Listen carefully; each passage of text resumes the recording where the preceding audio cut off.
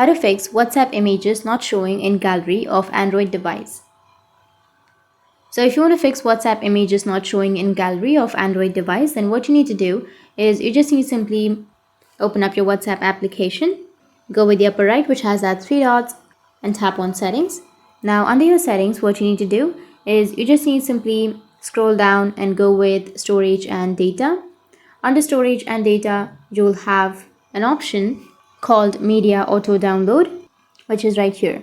So you just need to simply go with the first option, which is when using mobile data, tap on it.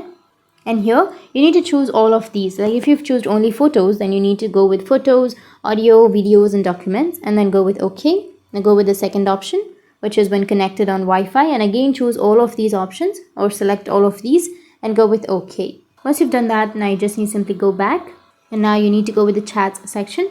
Under chats here, you will have media visibility option, right? So you just need to simply go and turn on the media visibility.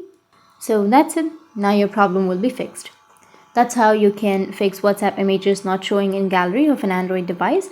And if you have any questions, feel free to comment below. Thanks for watching.